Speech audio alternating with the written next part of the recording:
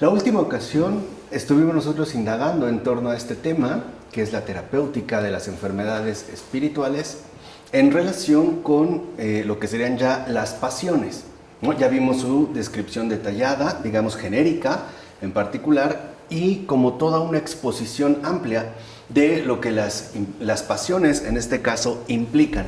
Lo que vamos a hacer a continuación es ya pasar a ver detalladamente cada una de las pasiones principales.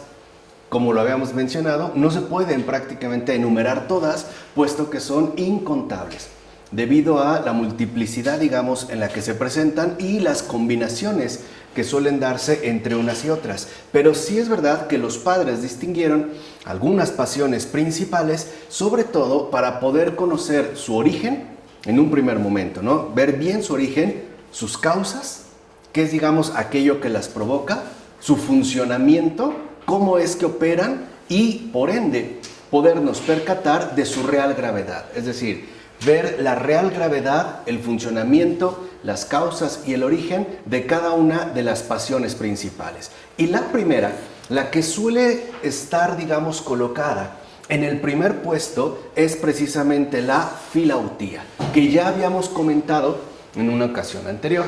Dijimos que la filautía es el amor egoísta a uno mismo. Por eso, para muchos padres, la filautía es la fuente de todos los males del alma. O sea, no es, digamos, cualquier cosa, ¿no? La filautía, este amor egoísta a uno mismo, es la fuente de todos los males del alma. Podemos decir que es, de hecho, el perfil más radical de nuestra condición caída. O, si lo quieren ver así, es la consecuencia más drástica del pecado. Y precisamente por ser la fuente de todos los males del alma, también es considerada por los padres como la madre de todas las pasiones. Entonces, todas las pasiones tienen, digamos, o remiten en última instancia a la filautía. Y en primer lugar, dentro de este orden, sería la filautía la fuente de donde brotan las tres pasiones genéricas. Gastrimargía, que en general nosotros llamamos gula, no dejamos los términos que utilizan los padres porque tienen un sentido más amplio. La filargiria, que también reconocemos como codicia o avaricia, ¿no? Hay una distinción ahí muy particular. Y la xenodoxia, que también nosotros llamamos vanidad, de la cual entonces se derivan todas las demás. Entonces, en este planteamiento, en efecto, vemos cómo la filautía es la raíz profunda de todos los males del alma. Y de ahí emergen todas y cada una de las pasiones. En primer lugar, las llamadas pasiones genéricas. Gastrimargía o gula, filargiria, que es la codicia, y la xenodoxia, o en este caso la vanidad. Y de estas tres genéricas, que como dijimos, ¿no?, remiten a la filautía, se desprenderán en múltiples ramificaciones todas las demás pasiones. Ahora, habría que mencionar que sí hay una forma de filautía virtuosa. O sea, no hay que considerar que la filautía, el amor a uno mismo, es de hecho de entrada una transgresión, porque sí hay una forma de filautía virtuosa, la cual pertenece a la naturaleza del ser humano, y Cristo mismo la va a recomendar al enunciar el mandamiento principal: amarás a tu prójimo como a ti mismo. Aquí, por ejemplo, ¿no?, se menciona en Mateo 22:39 o en Lucas 10:27, como a ti mismo. De hecho, esta filautía virtuosa que el propio Cristo recomienda consiste en amarse a uno mismo como criatura a imagen de Dios, y por lo tanto en amarse en Dios y en amar a Dios en uno mismo. Esa es la filautía virtuosa, en amarse uno mismo, no por sí mismo, sino por ser imagen de Dios, y por ende, ¿no?, mantenernos en comunión con Él, y también en un contacto ininterrumpido. O sea, amarse en Dios y amar a Dios en uno mismo. Ahora bien, la filautía pasión, que es justo, ¿no?, la que nosotros vamos a describir, es una perversión de esta filautía virtuosa. Recuerden que la condición patológica del ser humano, es decir, su condición caída, no es más que una perversión de lo originariamente establecido, es decir, del estado de lo normal. O si lo quieren ver así, es el paso de la salud a la enfermedad o de la luz a las tinieblas. Porque, en efecto, la filautía, pasión, consiste, por el contrario, en el amor propio a secas, es decir, en el amor egoísta a uno mismo. Ahí está, digamos, como la definición particular de la filautía pasión, es el amor egoísta a uno mismo, que además no es otra cosa sino el amor al yo caído, o sea, amor al yo apartado de Dios y por tanto vuelto por completo hacia sí mismo, enroscado, ¿no? Entrampado en sí mismo y vuelto también por completo hacia el mundo no espiritual. Eso es justamente la filautía pasión que los padres consideran es madre de todas las pasiones y por ende, ¿no?, la raíz primera de todos los males del alma humana. Este amor al yo apartado de Dios, amor al yo caído y por tanto, ¿no?, vuelto solo hacia sí mismo y hacia el mundo no espiritual.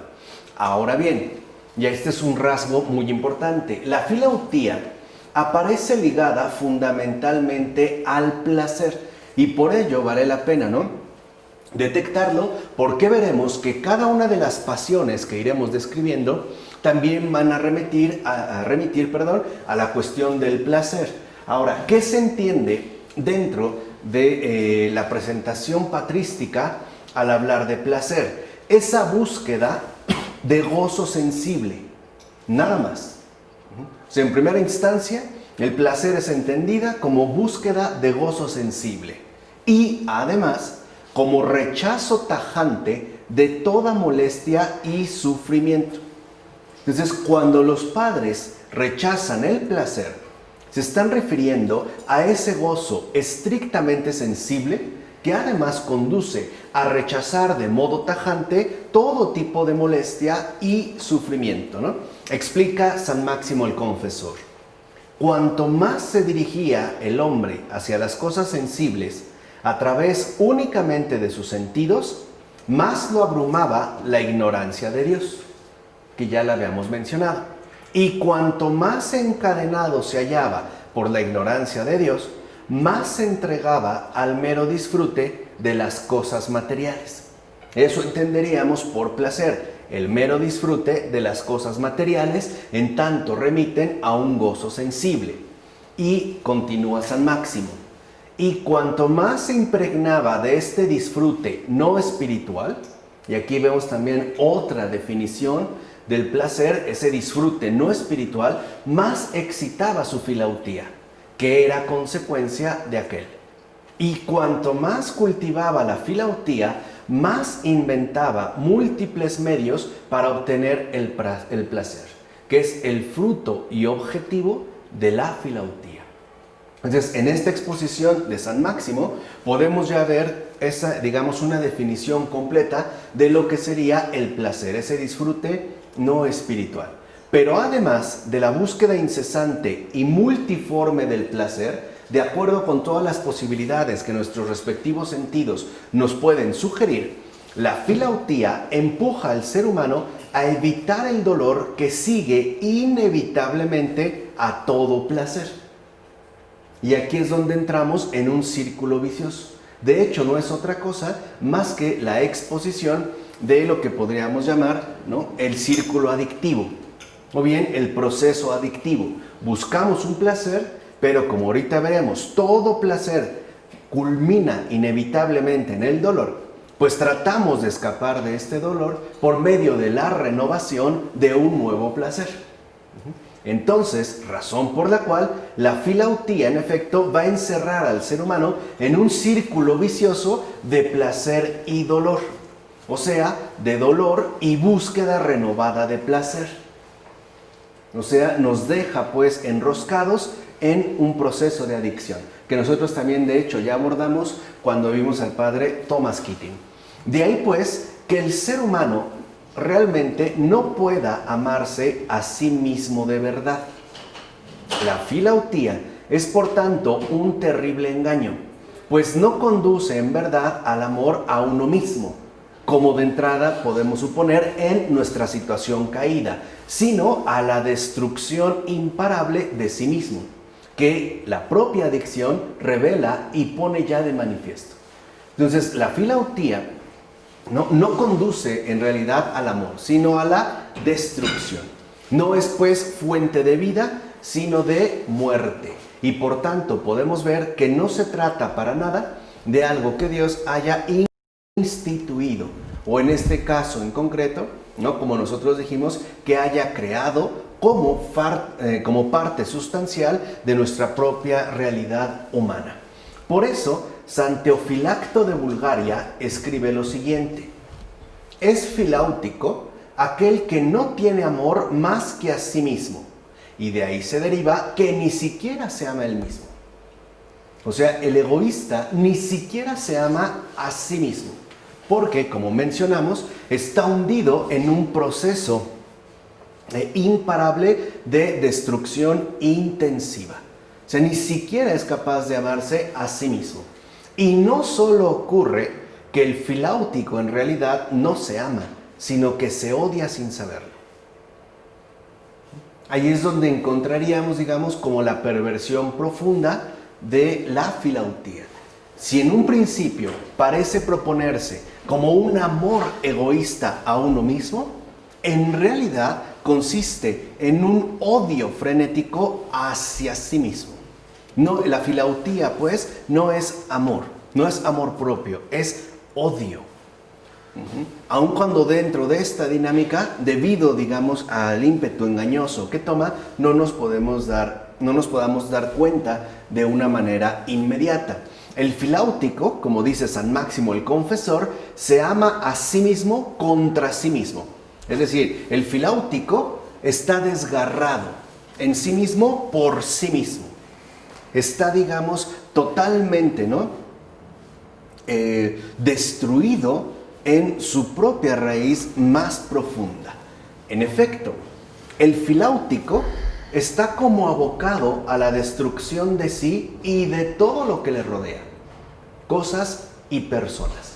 Pensemos cómo, a alguien egoísta no le interesa en lo absoluto lo que ocurra a su alrededor, ya sea de cosas, por ejemplo, alguien que puede contaminar de una manera terrible sin, perturbarle siquiera lo más mínimo las consecuencias negativas que esto pueda tener en torno al medio ambiente, o bien lo que pueda ocurrir, en este caso, con las personas que le rodean. Simple y sencillamente, para el filáutico, los demás cosas y personas no existen. Y ahí es donde se ve también parte de este odio. De fondo, y lo veremos un poquito más adelante, la filautía hace desaparecer al prójimo. O sea, no lo toma en cuenta. No le interesa para nada. Lo hace prácticamente desaparecer. Y eso es parte también de su odio. Si lo ven, este proceso, de aniquilación que se está consumando en sí mismo, también se ve reflejado con respecto a la multitud de relaciones que de hecho le configuran, En este odio, sin saberlo, se ama a sí mismo contra sí mismo.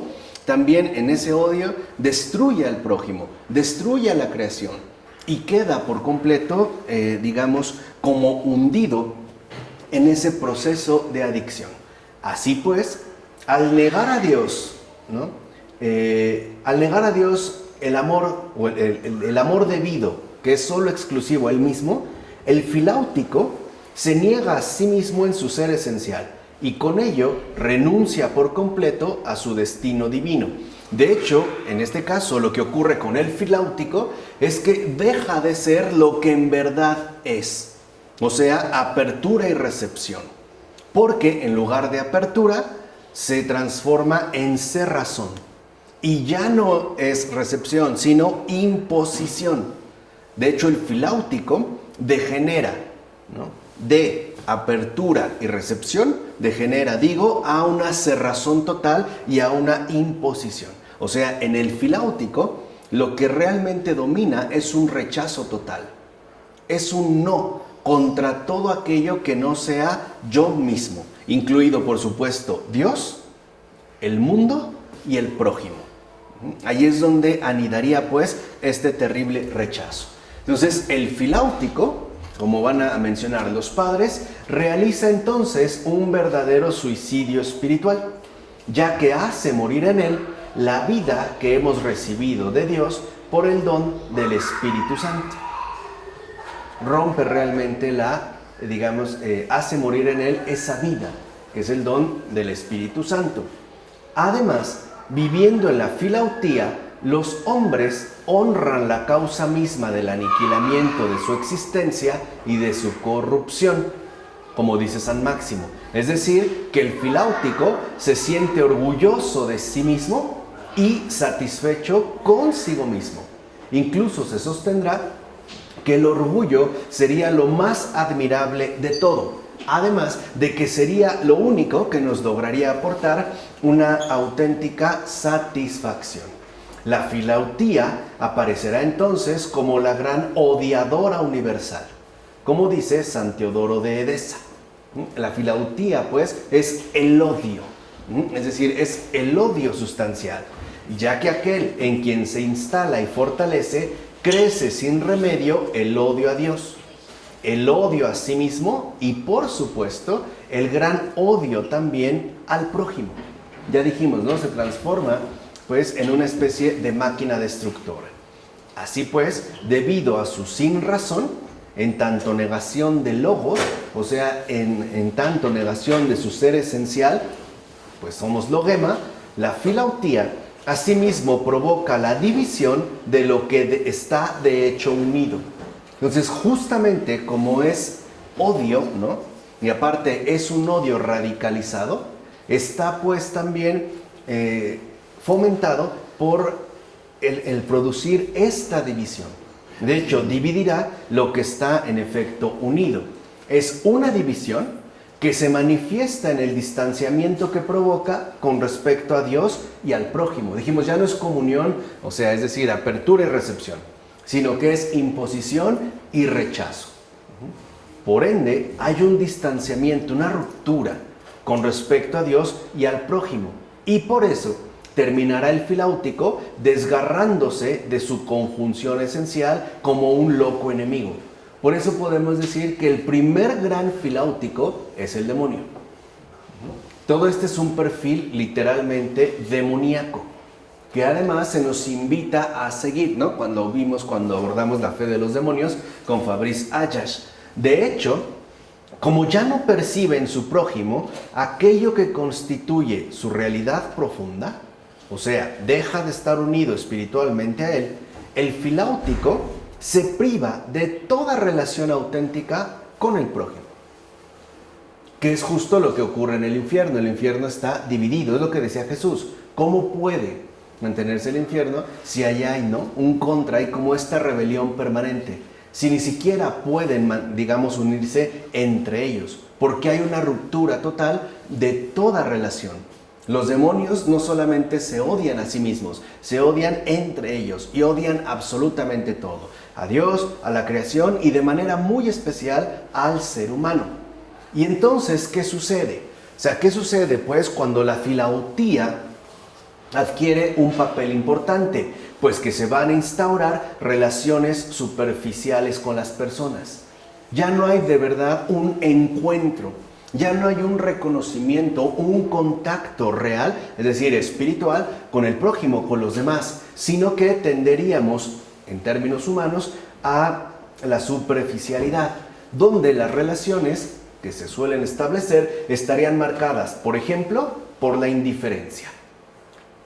Claro, ¿no? O sea, en realidad lo puedo sobrellevar, pero reconozco que no tiene absolutamente nada que ver conmigo. O sea, lo que le pase al prójimo no es mi problema. O bien por el interés.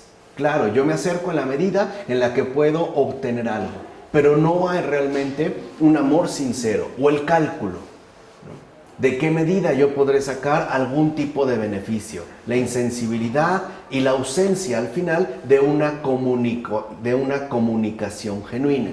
Incluso van a decir los padres en aquellas relaciones que viven una proximidad objetiva, como en la familia. Y esto es muy cierto. Hay familias que, aunque compartan un espacio, carecen de comunicación.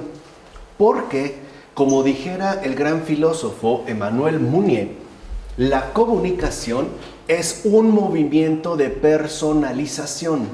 Esto lo dice, de hecho, en el personalismo, en este escrito por él, redactado por él, el personalismo. Comunicación significa movimiento de personalización. Es decir, es ponerse en camino hacia el otro, hacia el prójimo, donde la primera persona aparece en su auténtica manifestación. Es decir, la primera persona, el pronombre personal primario no es el yo, es el tú.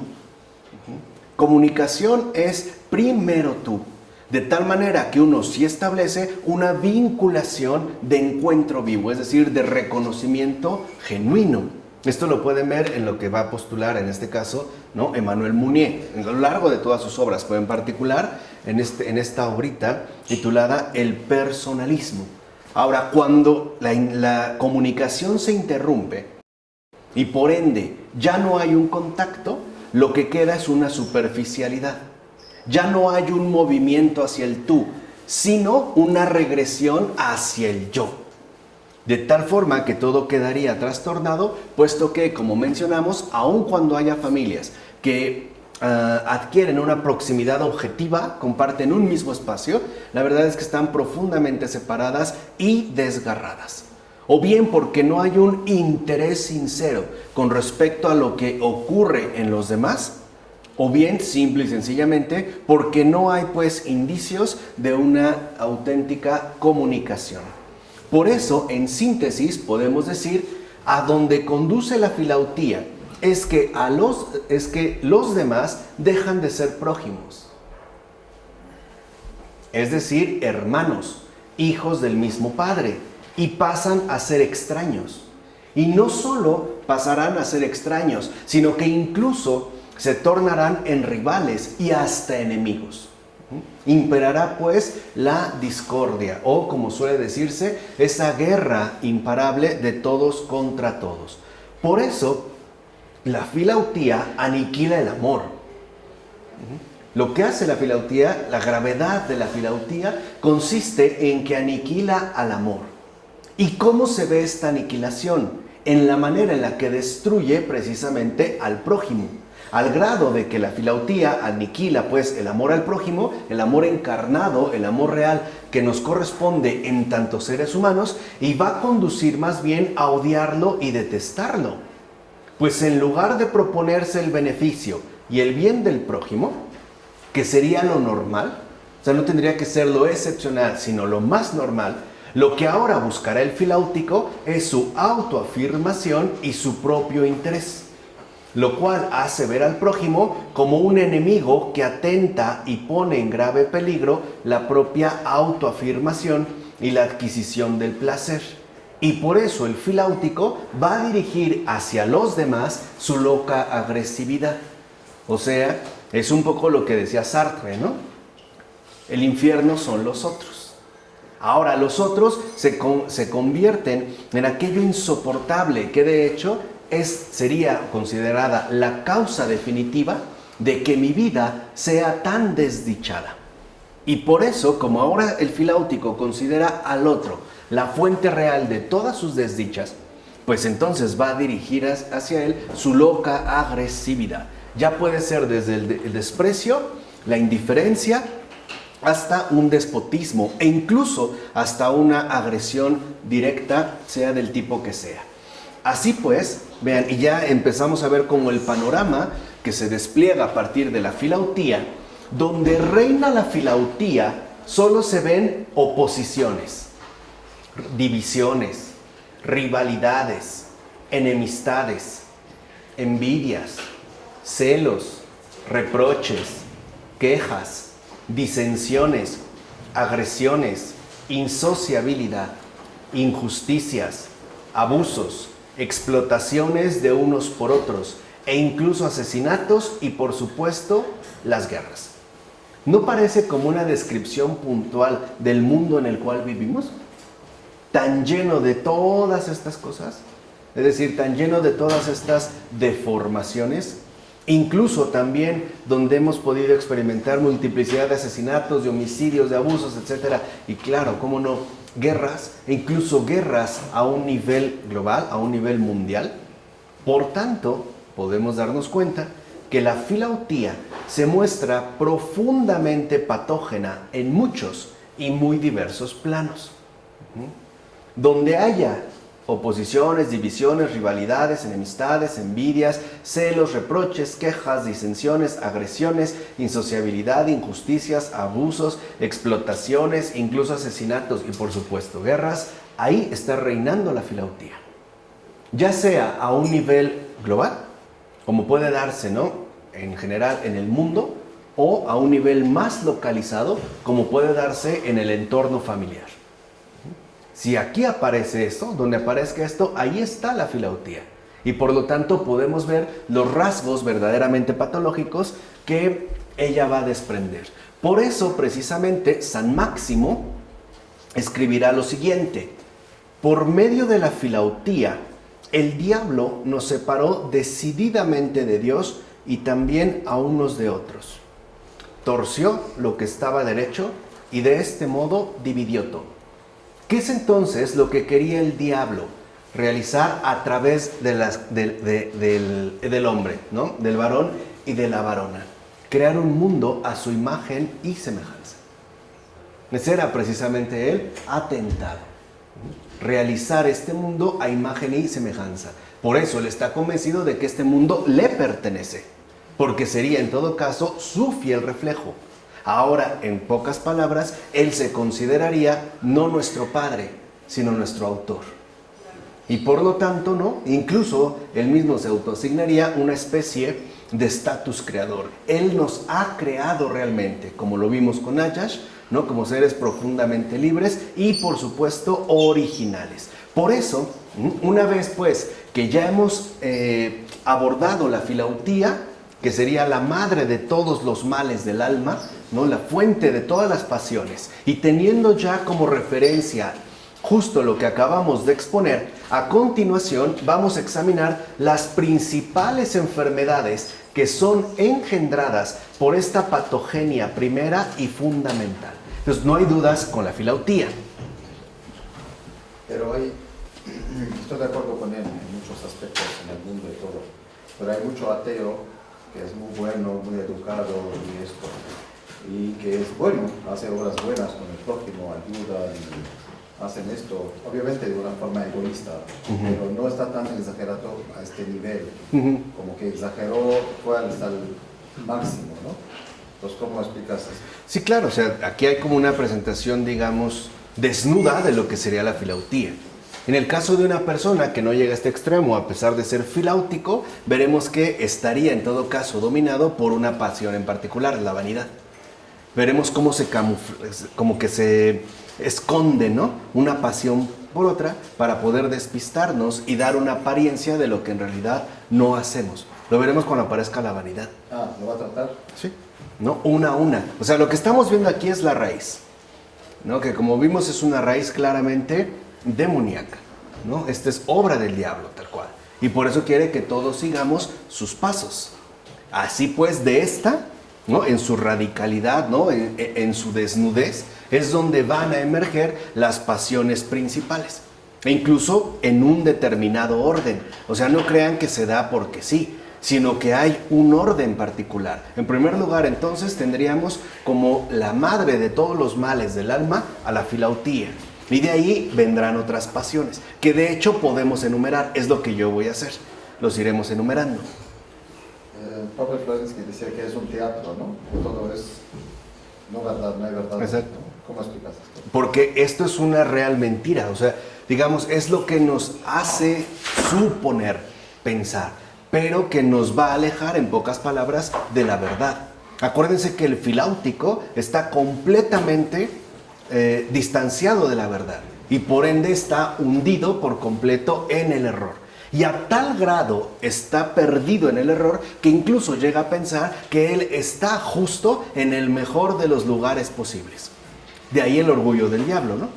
Acuérdense, él está orgulloso de que él se ha creado a sí mismo, de que no le debe nada a nadie ni a Dios. Él es su propia obra.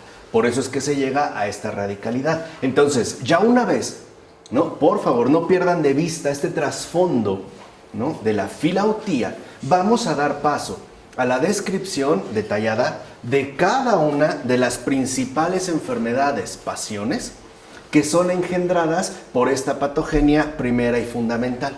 Y créanlo o no, la pasión primera que brota de la filautía es la gastrimargía, lo que llamamos gula. Vamos a ver por qué. Aunque en un principio nosotros no lo creamos tan importante, tan relevante, tan peligroso, la primera, ¿no? La primera pasión que brota pues de la filautía es la gastrimargía. ¿Puedes volver a explicar la filautía? ¿Puedes volver a definir la filautía? O sea, la filautía es ese amor egoísta hacia uno mismo que en realidad está sostenida en el odio y en la destrucción, y cuyas consecuencias radicales consisten en la separación de Dios y por ende en la anulación de todo aquello que no sea yo mismo, en particular en este caso del prójimo, ¿no? Por eso es el odio, pues, en este caso, universal. Ahora, la primera, repito, ¿no? La primera pasión principal, que incluso también los padres llaman genéricas, que brota de la filautía es la gastrimargía. ¿Qué es la gastrimargía? Nosotros le solemos llamar gula, pero la entendemos mal. ¿Por qué por gula pensamos que se limita a comer mucho? Esto ya es gula, o sea, pensando que estoy comiendo mucho. No es eso. La gastrimargía, que nosotros inadecuadamente llamamos gula, por eso preferimos dejar el término, es la búsqueda del placer mediante la comida. Esa es gastrimargía. No es comer ni comer en demasía, es buscar el placer mediante la comida. Dicho con otras palabras, la gastrimargía consiste en el deseo de comer para obtener placer. Si yo como, no solo para alimentarme, sino para obtener placer, y ese es el objetivo de mi ingesta, de mi respectiva ingesta de alimentos, entonces estamos hablando de gastrimargía. ¿Queda claro? Para que no se me pierda. Y esta pasión adopta dos formas principales. Por eso aquí les digo que los padres me encantan porque son sumamente detallados y descriptivos. Es decir, son sumamente lúcidos, ¿no? La gastrimargía entonces obtendrá dos formas principales. Primero, esa es su primera forma. La primera forma que puede adoptar la gastrimargía consiste, ¿no?, en que ésta puede afectar principalmente a la calidad de los alimentos ingeridos. Esa es la primera forma.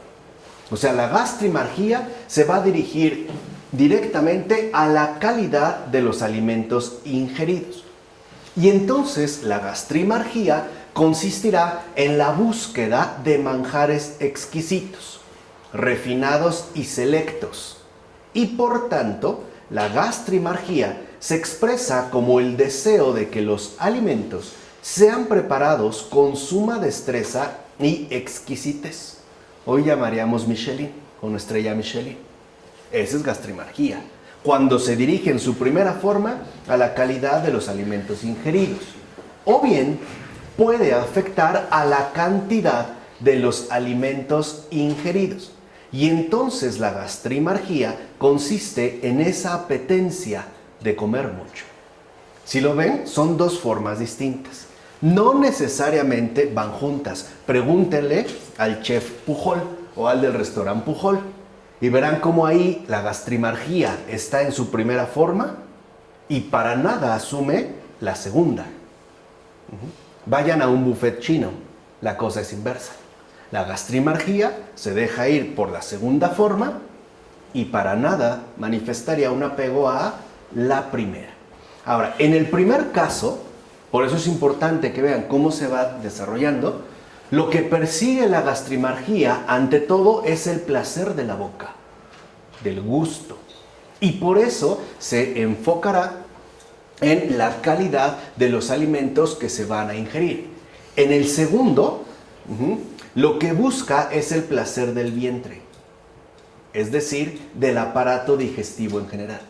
Entonces, la gastrimargía en sus dos formas puede afectar o bien nuestro paladar, si es que nos consideramos de paladar exquisito, o bien nuestro vientre, si es que literalmente somos glotones. No necesariamente, insisto, tienen que ir juntas. De hecho, tienden a ir más bien como en sentidos contrarios.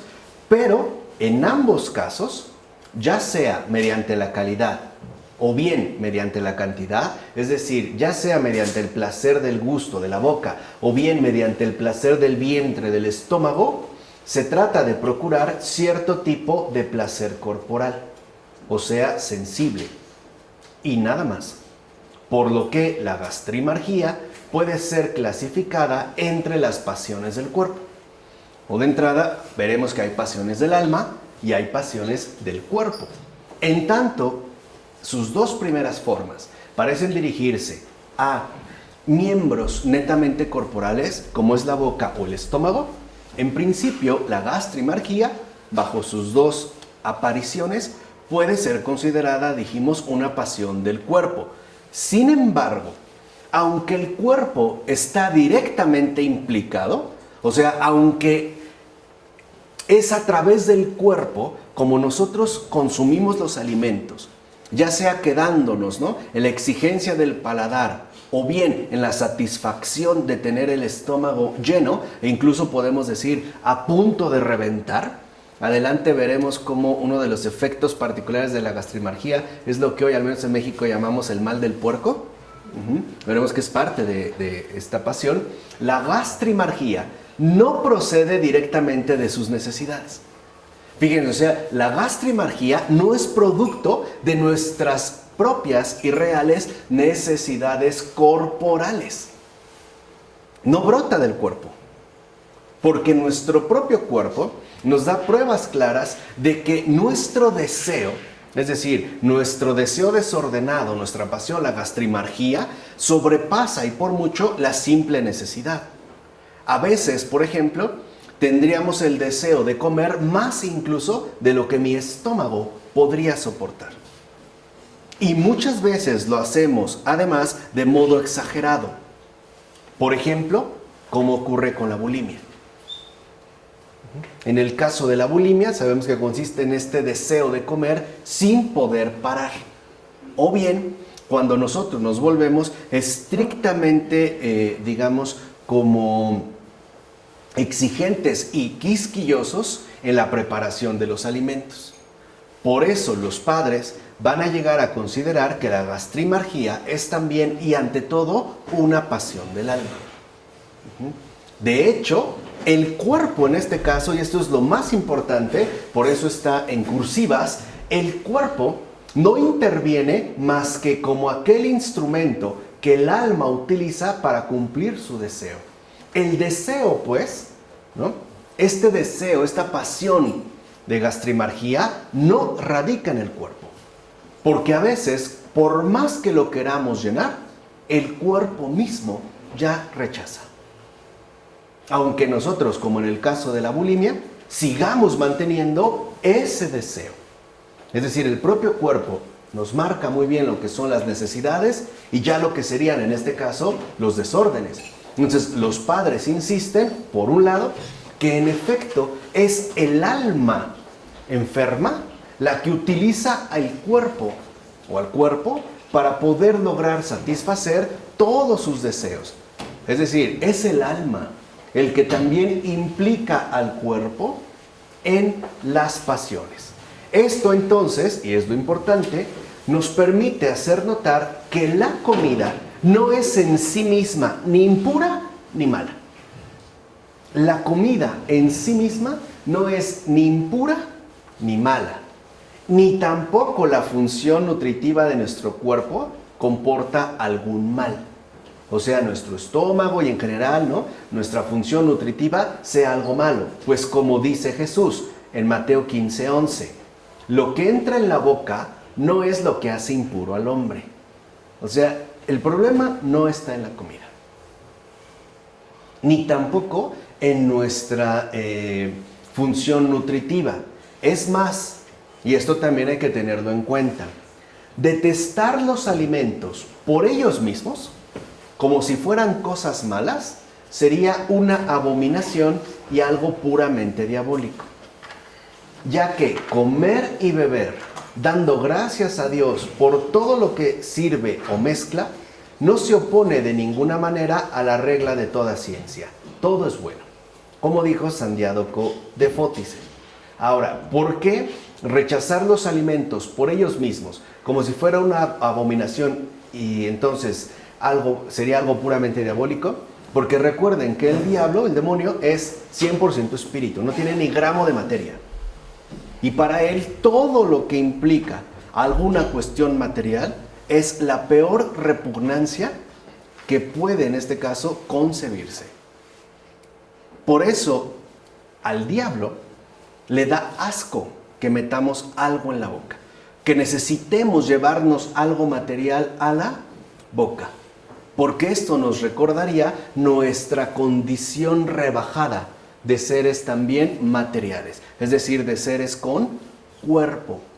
Por eso les decía, cuando estudiamos a Fabrice Ayash, que ya tenemos que superar muchísimos errores, muchísimos engaños que se vinieron manteniendo, ¿no? Como por ejemplo que al diablo no sienta la lujuria, la sexualidad, cuando eso le repugna. Los fluidos corporales los detesta. Un vientre le parece de lo más bajo. Por eso es tan importante que nosotros reconozcamos que la gastrimargía no arranca del alimento mismo, no arranca de ahí, tampoco de su respectiva calidad, sino del modo en el cual el alimento es usado por los seres humanos. Es decir, para los padres, si algo es importante es detectar no las cosas en sí mismas, sino el modo, en este caso, ¿no?, pervertido, que nosotros hacemos de las cosas. San Gregorio Magno lo dice claramente: el vicio no está en el alimento, sino en la forma de ingerirlo. O sea, el problema no está en el alimento, sino en la forma de ingerirlo, o sea, en el estado espiritual en el que nos encontramos. Dice, por eso es del todo posible tomar manjares refinados sin pecar, mientras que comer platos más sencillos puede constituir una falta.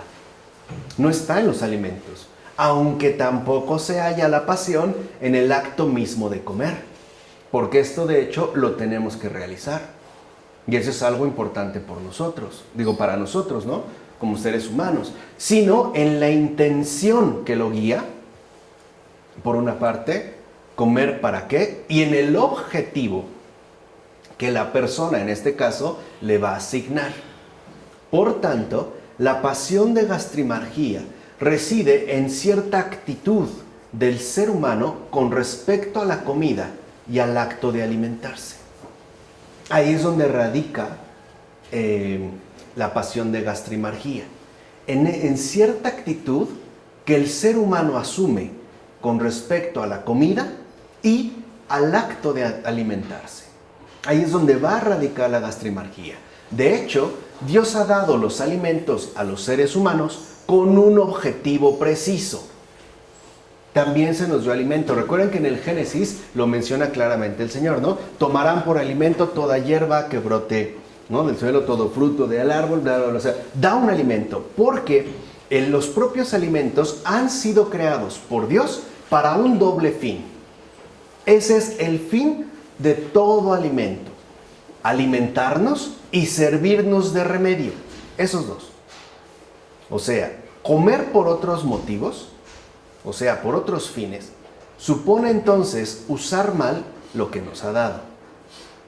Eso es justo como, digamos, el rasgo central de la pasión. Una pasión es el mal uso de lo que Dios nos ha dado. O sea, usar las cosas como Dios no ha querido. Es ir, pues, en este caso, en contra de Dios. Entonces, los fines, pues, de la comida, ¿no?, es alimentarnos y servirnos de remedio.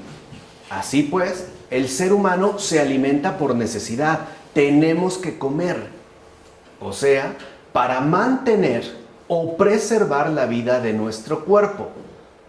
Eso es importante. Sabemos que si nos vemos privados del alimento, nuestra vida corre peligro. Por eso nos es necesario el alimento por necesidad. Y además, para conservar o recuperar la salud corporal. Esos son los dos fines fundamentales del alimento. Mantener o preservar la vida de su cuerpo.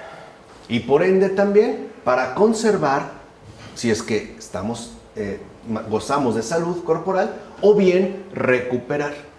Por eso quizá hoy ya no se ve tanto, pero antiguamente cuando una persona atravesaba una enfermedad complicada, una enfermedad dura, ¿no?, lo primero que hacían en su recuperación era darle alimentos mucho más pesados. Los llamados caldos gruesos, por ejemplo. No le limitaban el alimento, por el contrario, lo reforzaban. Este se tenía que hacer, por así decirlo, más consistente. Mucho más, hoy le llamaríamos nutritivo. Porque se buscaba, en efecto, la recuperación, en este caso, de la salud. Por ejemplo, algunos santos quizá no querían tomar vino, pero durante una enfermedad tuvieron que tomar vino. O hubo santos que a lo mejor querían verse privados de la carne o decidieron no comer carne. No sé, San Anselmo. Pero después de una enfermedad complicada, en efecto, necesitaron ingerir carne para poder, en este caso, recuperar la salud. En particular, cuando estamos hablando de la salud corporal. Ahora, el problema entonces aparece cuando el ser humano hace un uso antinatural de los alimentos y de la función nutritiva. O sea, cuando los convierte a ambos, los alimentos y la función nutritiva, en un medio de puro placer. O sea, ya comemos solamente buscando gozar de un placer. Y como lo dijimos aquí, de un placer sensible. Por ende, ya no tomamos en cuenta ni el mantener o preservar la salud de nuestro cuerpo, ni tampoco lo estamos pensando para recuperar la salud. Lo estamos haciendo, pues, en términos egoístas. ¿Se entiende? Eso es lo que los padres, en este caso, van a denunciar. Por tanto, la gastrimarquía no consiste en el deseo del alimento mismo. Es normal que nosotros tengamos ganas de comer, que nos dé hambre. Ahí no está el problema. El problema está en el deseo de placer que en efecto podemos llegar a adquirir mediante su consumo. Ahí es donde estaría, digamos, la gastrimarquía. De hecho, por la pasión de gastrimarquía, el ser humano realiza el mal, ya que al buscar el mero placer en la comida, hace que el deseo del alimento y el placer que le produce consumirlo predominen entonces sobre el deseo de Dios. Ese es el problema. ¿De dónde estamos buscando obtener la satisfacción? De lo que vamos a consumir, ya no de Dios. Ese es justo, digamos, como la forma en la cual la gastrimarquía, ¿no?, nos conduce a realizar el mal. Y en consecuencia, el ser humano se aparta y se priva del gozo de Dios y de los bienes espirituales, que en todo caso son superiores a los bienes sensibles. Por eso hay personas que van a hacer de su estómago su gran ídolo, buscando siempre una total satisfacción, ya que nos conduce al olvido de los bienes espirituales, que en todo caso sabemos son superiores a los bienes sensibles. Es decir, optaríamos ya no precisamente por lo alto, sino en este caso nos iríamos más bien por lo bajo. Y por favor, esto hasta Platón lo sabía, que a su vez se va a inspirar en Pitágoras. Pitágoras es un filósofo griego, ¿no?, un matemático, aunque podemos decir un gran matemático, que se dio perfectamente bien cuenta que entre el alma y el cuerpo, dentro de esta dualidad griega que se tiene, habría que quedar establecida una jerarquía de importancia. O sea, lo que importa en este caso, lo que es más importante, no es el cuerpo, sino, en este caso, el alma. Y por ello, incluso Pitágoras optó por llevar un régimen vegetariano y además estricto, justo para tratar de priorizar o darle mayor relevancia a aquellos bienes que no necesariamente son corporales. Y el mismo camino va a seguir Platón. Para Platón lo importante no es el cuerpo, sino el alma, aunque como bien sabemos, dentro de este panorama pagano, el cuerpo termina siendo despreciado, al grado de que lo superior, lo inmaterial, estaría, digamos, ya vinculado directamente con la gnosis, es decir, con el puro ejercicio pensante que incluso va a ver al cuerpo como un gran mal, ¿no? Digamos, dentro de esta propuesta. Entonces, son los que compran vinos caros, comida muy, muy cara. Eso todo es gastrimágica. Exacto, esa es la gastrimarquía. A mí me da miedo comprar un vino caro, Uh-huh. aunque tenga. Uh-huh. Me da miedo. Uh-huh. Siento que estoy haciendo algo malo. Claro. De inmediato. No me permite mi conciencia. No. Uno entiende que ahí hay algo en particular, ¿no? Entonces, son esos, es lo que Sí. yo, según mi experiencia. Uh-huh. Y se hablan del vino, ¿no? Están hablando del vino y de sus características. Uh-huh. Adoran el vino. Exacto, adoran el vino. Por eso, de fondo, la actitud gastrimárgica es idolátrica. Ahí está, o sea, de fondo, la actitud gastrimárgica es idolátrica.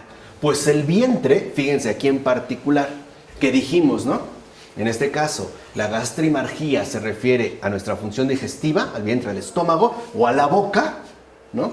El vientre se convierte en un dios insaciable.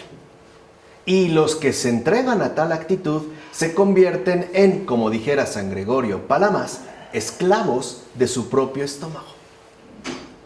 Ese es como el punto, digamos, o como el desenlace también ya más radicalizado que va asumiendo la gastrimarquía. Recuerden que las pasiones, ¿no?, son males con apariencia de bienes. Son engaños. Nos hacen creer que no tiene nada de malo. Pero en realidad, si uno le empieza a escarbar, que es lo que han hecho en este caso los padres, pues uno se dará cuenta de que nos puede llevar a un trastorno patológico. Entonces, la actitud gastrimárgica hace pues que el ser humano se entregue de lleno a su estómago y a su boca. Hace de su sentido del gusto y de sus funciones nutritivas el centro de todo su ser. Es decir, lo esencial de sí mismo, llegando de algún modo a quedar reducido a esto, a lo que come y a lo que bebe. Todo su mundo a eso se va a reducir. Por eso a lo mejor sus pláticas son de las bebidas exquisitas que consume o de los alimentos espectaculares que ingiere. A eso se reduce, a su boca y a su estómago. Por eso el alimento pasa a ser un objeto de preocupación importante y en ciertos casos incluso exclusivo. Podemos decir que la gastrimarquía conduce justamente a una especie como de exclusividad gastronómica. Todo lo que buscamos tiene que pasar a través de la boca y del vientre. Ya dijimos, o bien por la cantidad, ¿no?, como ocurre con la bulimia, o bien por la exigencia de calidad. Y entonces la gastrimarquía estaría más bien remitida al gusto, ¿no?, al paladar. Lo cual ciertamente conduce a descuidar lo que debería importarle y preocuparle mucho más que todo esto. O sea, Dios y el prójimo. Retomo un poco ahorita el ejemplo que mencionó Ronnie. Si alguien se ha vuelto de un paladar muy exquisito, no le importará gastarse una millonada en una botella o en un alimento sin ponerse a pensar lo que podría haber beneficiado esa cantidad a muchas otras personas.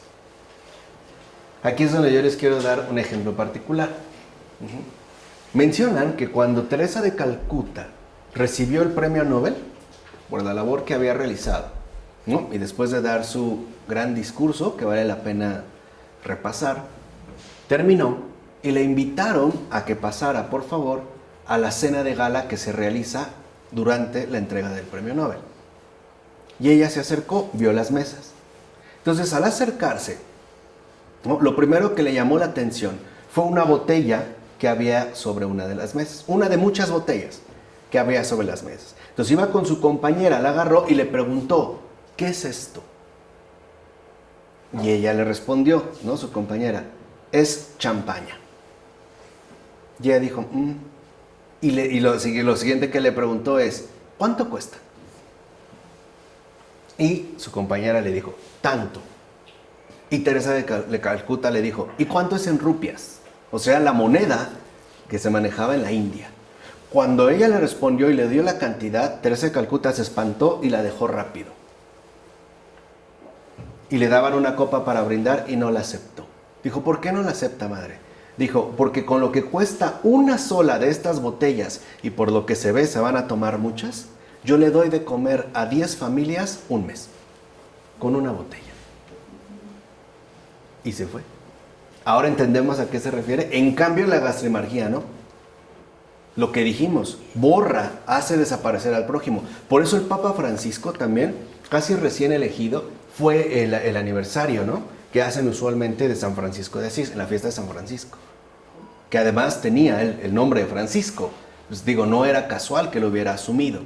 Y cuando llegó también a la fiesta y entró y vio los manjares, ¿no?, y digamos la fastuosidad de todo, se paró en la puerta y les dijo, ustedes no entienden, ¿verdad?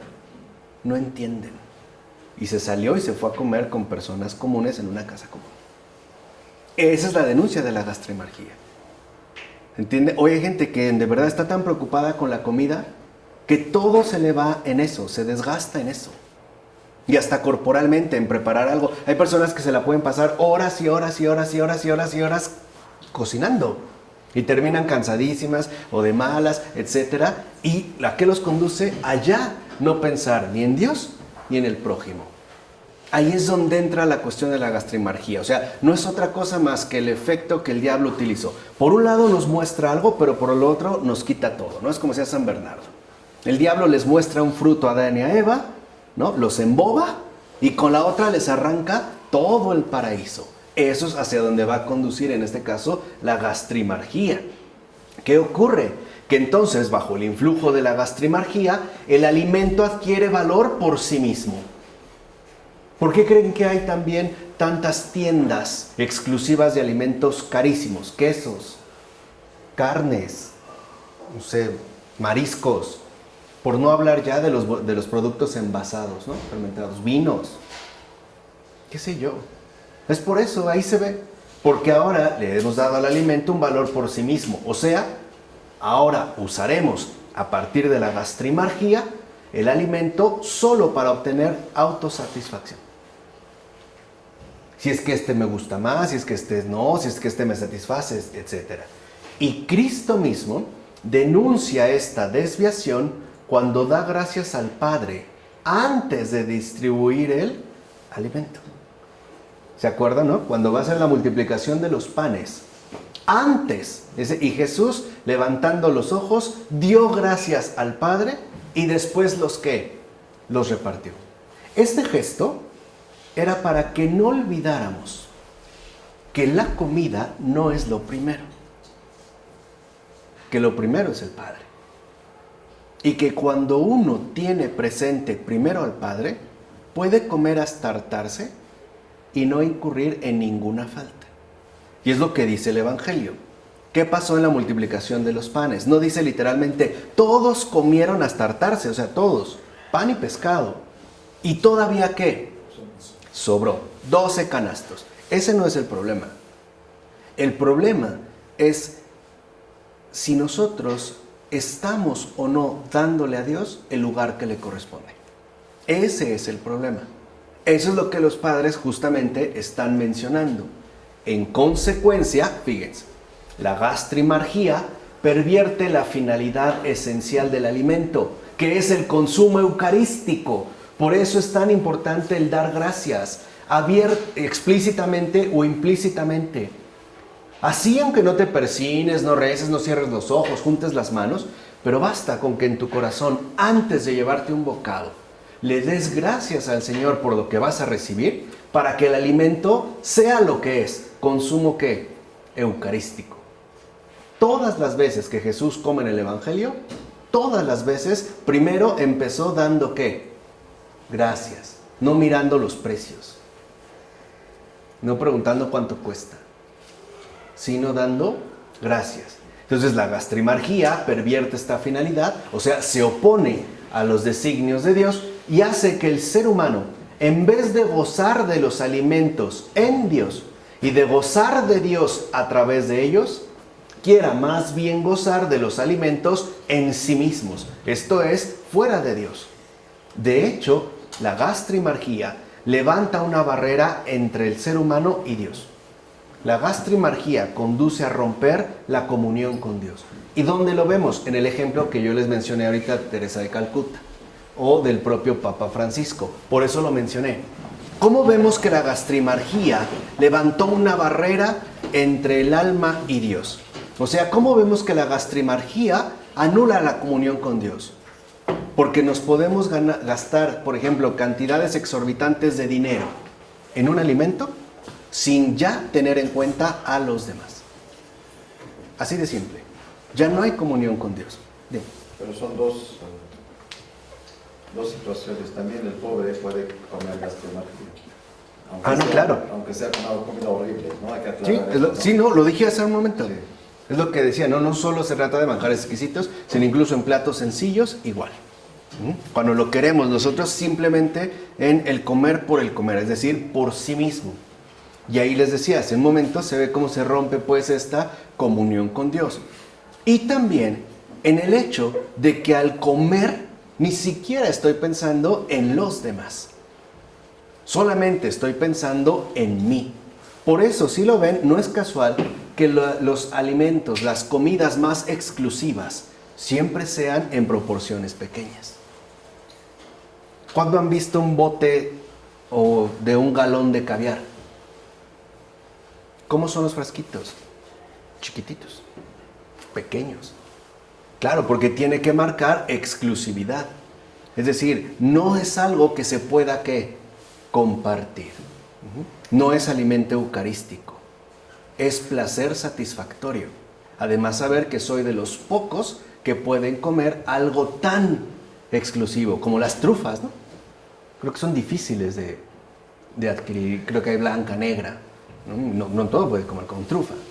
Hay otro tipo de gastrimargía también, tirar la comida y dejar sobrantes en el plato. Sí. Eso también es gastrimargía, esto hay que aclararlo, muy importante. Bueno, eso lo dijo el Papa Francisco, ¿no? No sé. O sea, el Papa Francisco dijo que el que desperdicia comida, literalmente se la está quitando de la boca a los pobres. Es quitársela de la boca a los pobres. Y es gravísimo. Por eso aquí entonces nosotros vemos cómo conduce pues al olvido de Dios y al olvido del prójimo. Hay una barrera. Por eso no es casual también que si ustedes lo ven, los restaurantes o los lugares de comida más exclusivos siempre son lugares aislados. No son de fácil acceso. No es algo que esté abierto como una taquería callejera, ¿verdad? Que cualquiera puede pasar y oler y sentarse. Hay como una especie de reservado. Hay como una invitación pues a establecer estas respectivas barreras. Ahora bien, cuando el ser humano da gracias a Dios por el alimento que Él le concede, el ser humano se santifica a sí mismo. Y también santifica de manera especial las funciones de la nutrición que se encuentran en Él. Porque sabe que lo que recibe es, como dijera San Ignacio de Loyola, para el mayor servicio y alabanza de su divina majestad. De esta forma, se alimenta más bien de Dios al mismo tiempo que de comida. Ya no solo ahí hay comida, hay verdadero alimento. Su alimento se convierte entonces en fuente de doble vida, espiritual y corporal. Cuando se quita lo espiritual, cuando el alimento queda rebajado a pura comida, y entonces nada más se atiende a esto, incluso el cuerpo enferma. Por ejemplo, una indigestión, o un malestar, o acidez, aunque hoy nos vendan remedios. para tratar, digamos, de ocultar este malestar. Pero cuando se le quita lo espiritual, lo corporal ciertamente enferma. Pero cuando la gastrimargía se impone, entonces el ser humano queda separado de Dios y de las demás criaturas, ya que la comida obstaculiza el encuentro con Dios. El estómago solo está obsesionado consigo mismo. ¿Alguna vez han tenido hambre? ¿Mucha hambre? ¿Verdad que no se puede pensar tan fácilmente en otra cosa? No es fácil. No puede el pensamiento. Sí, no puedes. O sea, el estómago solo está obsesionado, ¿no? Consigo mismo, y te exige, y tengo hambre, y te pones de malas, o te da sueño, y te pones agresivo, y no puedes pensar. O sea, el estómago, ¿no? Solo estaría, en este caso, obsesionado consigo mismo. No es ya capaz de renunciar a su propio deseo, en este caso frenético. Por eso, dicho sea de paso, no es casual también que en efecto los nazis se enfocaran de manera muy particular en el estómago de sus presos. En este caso, ¿no? De sus reclusos. Porque es justo la manera en la que los podían ciertamente enloquecer, aislar, y por tanto quebrantarlos de la manera más radical. Ahora, y al dejar de ser entonces los alimentos fuente, como lo dijimos antes, ¿no? Una fuente doble de vida, se vuelven para el ser humano en principio de muerte y de enfermedad. No por eso dicen que los de limpios y dragones están llenos los panteones. Ya entonces el alimento no santifica, sino que se puede transformar en principio de muerte y de enfermedad. Así pues, la gastrimargía es mucho menos banal de lo que pudiera parecer al principio. Pasa como algo que no es grave, ¿no? Hombre, no es tan importante, porque opera una real ruptura que a final de cuentas separa al ser humano de Dios, lo cual acarrea tanto la pérdida de la comunión divina como la pérdida de la salud corporal. Además, la gravedad de esta pasión se revela en el hecho de que es una de las 3 tentaciones que padeció Jesucristo. No es casual que haya padecido él esa tentación de gastrimargía. Y de hecho es la primera. ¿Cuál es la primera tentación que padeció Jesús en el desierto? Sí. La invitación de que convierta esas piedras en panes. Fíjense, la primera tentación que le presentó el diablo a Jesús fue de gastrimargía. O sea, no es casual. Y no es casual tampoco que haya sido la primera. Ahora, cuando el Señor Jesús opone al diablo que no solo de pan vive el hombre, sino de toda palabra que sale de la boca de Dios, Él restituye al ser humano su verdadero centro. Fíjense, no dice que el hombre no se alimente de pan, sino que muestra la relación necesaria que debe mantenerse entre la comida y Dios, que es el verdadero alimento del ser humano.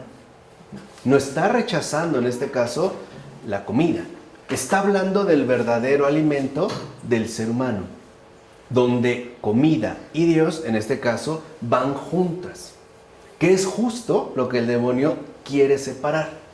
Por eso Jesús denuncia así las disociaciones y la idolatría, o sea, esa ruptura de la relación con Dios que el pecado ha instaurado en el ser humano caído, incluso en algo tan básico como el alimento. O sea, para que vean en este caso la gravedad de esta caída, ¿no? De la transgresión. Incluso en algo que pudiera estar llamado a ser tan especial, ahí también entra la transgresión, ¿no? En algo tan básico como el alimento, y vemos la profundidad que ha traído consigo el pecado. Y además, con ello mismo, Jesús libera a la humanidad de la tiranía que el diablo, por medio de esta pasión, utilizaba para hacer sufrir a la humanidad ciertamente esclavizada y privada de la comunión con Dios. Ahora bien, la gastrimargía no es solo enfermedad y locura por las actitudes egocéntricas que revela en cuanto a su fundamento, sino que lo es también en razón de sus numerosas consecuencias patológicas en distintos niveles. En efecto, además de tiranizar al ser humano, ¿no?, esclavo de su estómago, de hacer que no esté disponible para Dios y para el prójimo, a muchos cuánto les molesta que los interrumpan mientras están comiendo, y más si es, digamos, una persona que no nos resulta tan simpática, ¿no? La gastrimarquía provoca numerosos efectos indeseables en su alma y en su cuerpo, en los dos. Y vean cómo se pueden incluso detectar de manera bastante evidente. De hecho, el exceso de alimentos o de bebidas, sean las que sean, no solamente alcohólicas, el exceso de alimentos o de bebidas, sean las que sean, priva a la mente de energía y de vivacidad. La vuelve pesada y como oscurecida. Y además la sume en un estado de letargo, sueño y abotargamiento, que por supuesto son consecuencias que repercutirán en el alma entera. ¿O no nos sentimos hasta pesados? ¿No sentimos que no estoy en condiciones de pensar? ¿Que ahorita no puedo? ¿No hasta se nos dificulta respirar bien? ¿No? O sea, dicho brevemente, el exceso de alimentos o de bebidas vuelve al ser humano torpe y como embrutecido. No sé si te ha tocado, has visto a alguien más que sí está hasta como mareado, te sientes como hasta mareado, como lento, ¿no? O sea, torpe y embrutecido. Dirá San Diádoco de Fótice, entorpecido por la abundancia de alimentos y bebidas, el cuerpo vuelve al espíritu débil, cobarde, aletargado, lento y perezoso. Y en semejante estado se hace muy difícil que el alma levante el vuelo hacia las realidades espirituales. ¿O no es verdad que después de que hemos comido en exceso o bebido en exceso, lo primero que nos dan ganas es de dormir? No de rezar, ¿no? Veremos cómo también la gastrimarquía se opone frontalmente a la oración.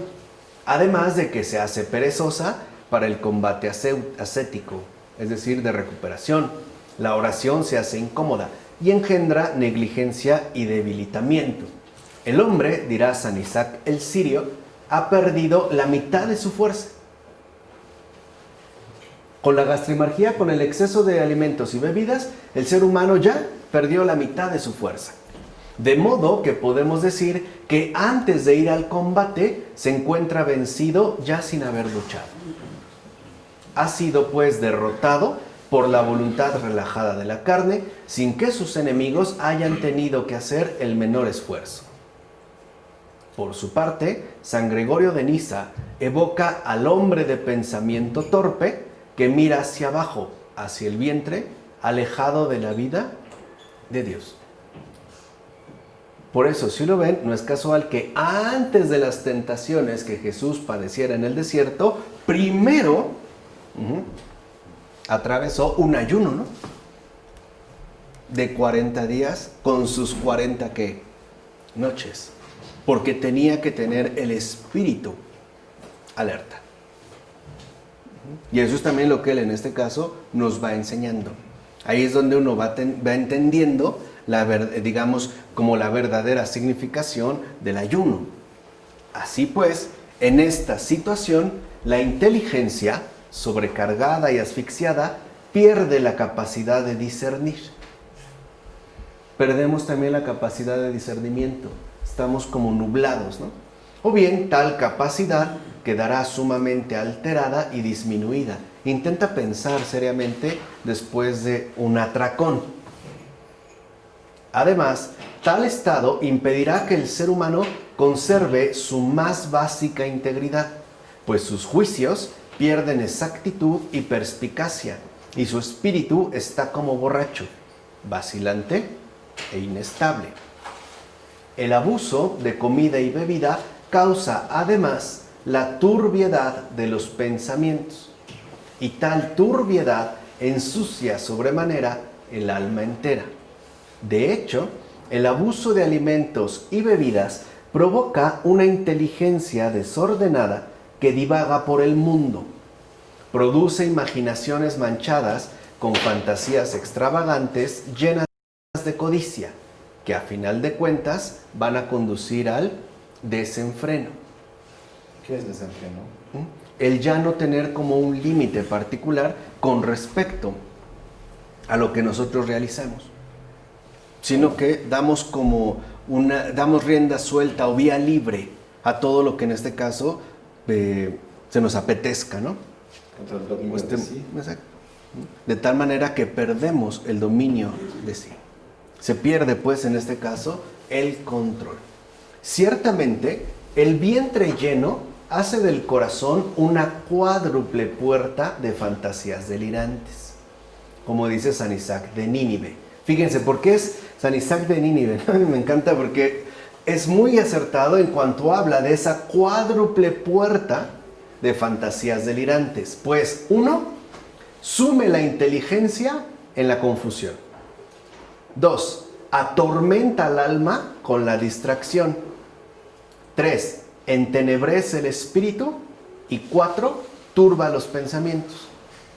Así pues, la gastrimargía no solo permite el acceso a multitud de pasiones, sino que incluso las fomenta y fortalece, les prepara el camino.